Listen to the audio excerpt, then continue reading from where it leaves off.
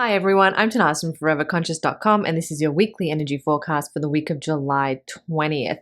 So last week on the 18th, we had Mercury stationing retrograde. Mercury will be retrograde until the first part of August. So Mercury retrograde, when you hear that, I want you to immediately associate it with a time of heightened intuition.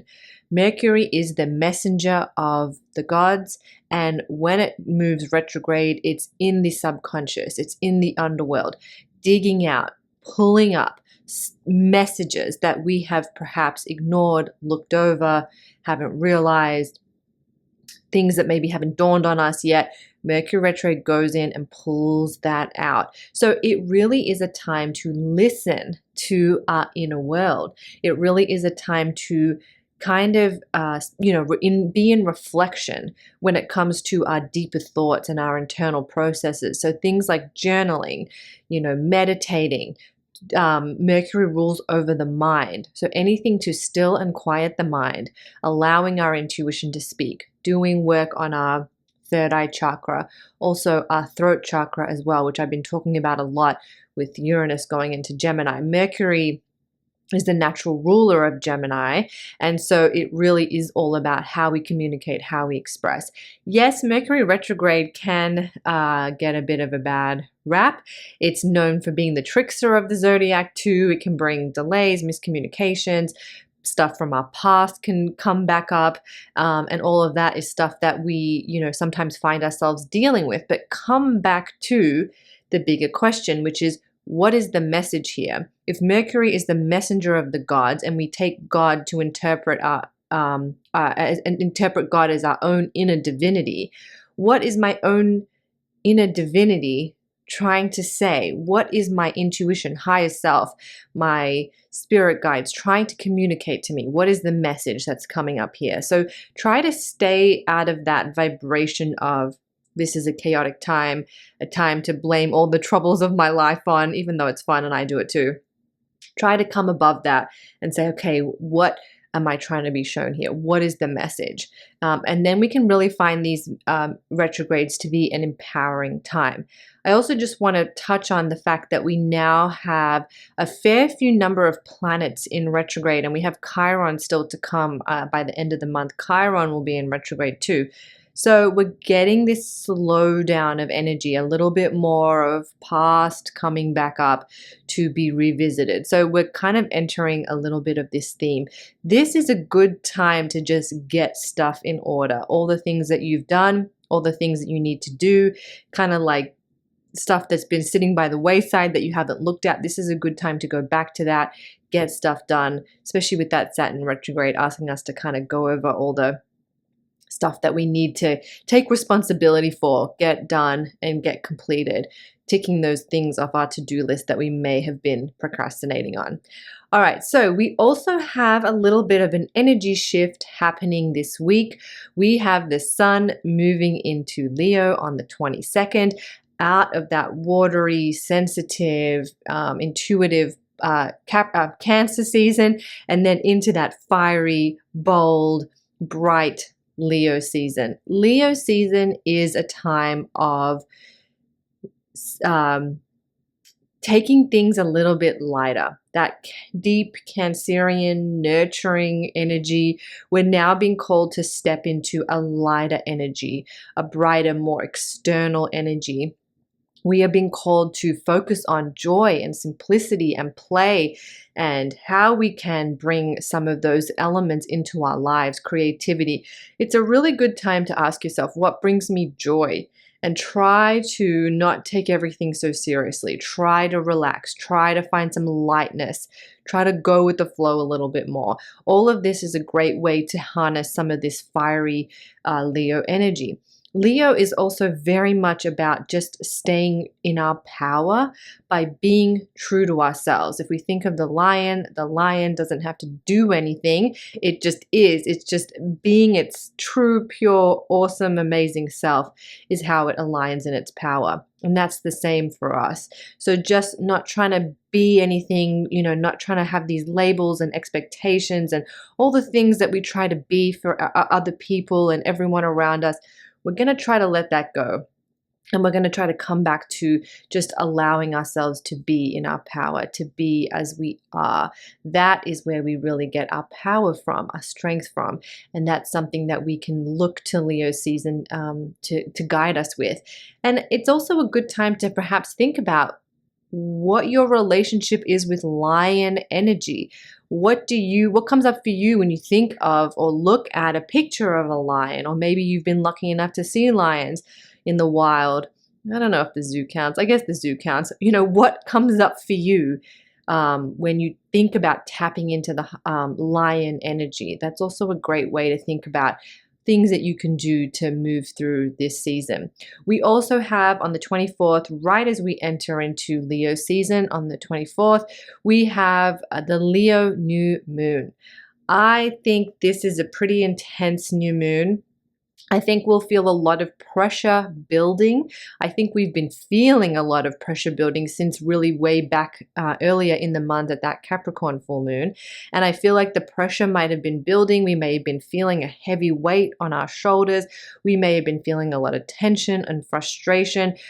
It will clear when we get to the other side of that new moon, but it's going to build and there's going to be a release. I know we talk about new moons as being times of new beginnings and times where we can set intentions, and all of that is great.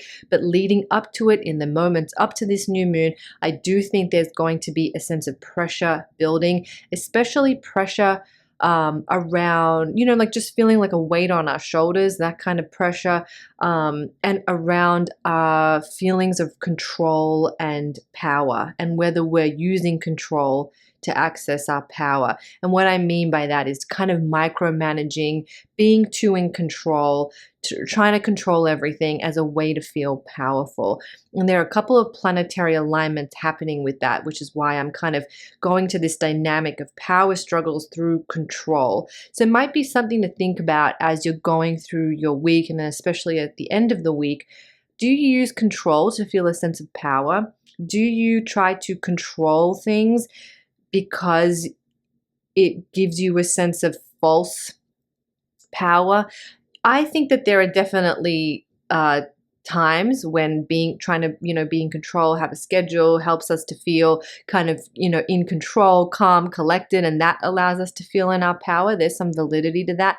But are we trying to micromanage? Are we trying to dominate in order to feel that sense of power and personal control, to micromanage the situation? And looking at that and saying, how can we bring some softness to that? How can we let go? How can I identify where I'm trying to control too much, and how can I flow? And I think if we focus on that, this new moon will feel very, very powerful. It will feel like there will be a shift. There will be a release of that heavy weight, trying to just shed that control, that micromanaging, and trying to find a way to be in our power without having to be in control of everything. Think about that. Okay, so that's our new moon. Lots of strong energy. And then I do feel that after the new moon passes, we get this wave of release, which then allows us to step into a few more of those lighter Leo qualities, which is not taking everything so seriously, feeling in our joy, coming back to simplicity. We think of Leo as being grand and, dramatic and creative. And yes, it is all those things, but the highest vibration of Leo energy is actually just simplicity. And that just comes back to that idea of the lion not having to be anything, not having to control, not having to, wear tons of masks and try to, be everything for everyone. It just comes back to the lion being itself. And just when it's in its true self, it's in its highest power. And that's what we're coming back to with this idea of simplicity. How can you keep things simple this week? How are you maybe overcomplicating things, maybe trying to control too much? How can you just come back to flow and simplicity? I think all of that will be easier on the other side of the new moon. All right. I hope you found that helpful. Let's take a look. I'm going to pull a card for our week ahead. These are from my deck, the Cosmic Astrology Oracle, which you can get on Etsy. There is a link in the description box below if you would like to get your hands on this deck. But right now, I'm just setting an intention for a card that is going to bring us the most clarity and guidance and support and care as we move through this week ahead. Let's see. Oh, well, that's interesting. Got the card of Cancer, Divine Mother, card number 4, if you want to play along at home. So it's interesting because we're just moving out of Cancer season this week, and we're heading into Leo, but obviously our attention is being drawn to Cancerian energy, to this idea of Divine Mother. I don't know. Let's read the booklet and see what kind of comes up for us. Maybe we need to be a little bit more in our divine feminine, divine mothering energy this week. Let's have a look. Cancer is represented by the crab. The crab earned its place in our zodiac due to its incredible loyalty, strength, and bravery. How can such a small creature be known for these things? The answer is love. Within the crab lives a well of love, a love that is so pure, strong, and powerful that it can achieve anything. It is the same love of the Divine Mother who can create, birth, nourish, and protect. You have drawn this card as it's time to reconnect to your own inner love. For when you do, you will find the strength, courage, and bravery that is needed to navigate this part of your life. This card can also be a calling to protect and care for others, but also yourself, or a project that is dear to you. Your emotions and sensitivities may be heightened at this time, so be gentle with yourself and retreat until you feel more grounded. Know that love will be your ultimate answer. This is really interesting, and I kind of, when I was reading this part, something, a little bell went off. As it's a time to reconnect with your own inner love. For when you do, you will find the strength, courage, and bravery that is needed. That kind of comes back to the idea of the lion just being itself, not needing anything outside of itself. Just when it aligns with its true self, its pure self, that is when it finds its power. But that's also when we align with our true self, when we shed all that other stuff, we also are in our love, right? We're also in our love. We talked about Mercury being the messenger of the gods. And if we use the idea of gods to be our own inner divinity, what is that divinity? It is love. So I think maybe how we access some of this lightness, some of this strength, some of this power is coming back to self-love and nourishing ourselves and looking after ourselves and knowing that when we do, it helps us align in our true self, which then helps us align in our lion power. So maybe it's all connected. And I think that's why we get this beautiful story as we move through the signs of the zodiac. We move through Cancer season to access that love, to reconnect with our divine feminine, to reconnect with the love that lives within and how we can access bravery and courage through that love. And then we take it to the lion energy. Then we take it to Leo season where it's fiery and bold and all that love that we've harnessed during Cancer season, all that beautiful divine feminine energy that we've cultivated during that time, we can take it into Leo season, which is a little more masculine, and put it out into the world. It becomes something, it moves from an internal state to an external state.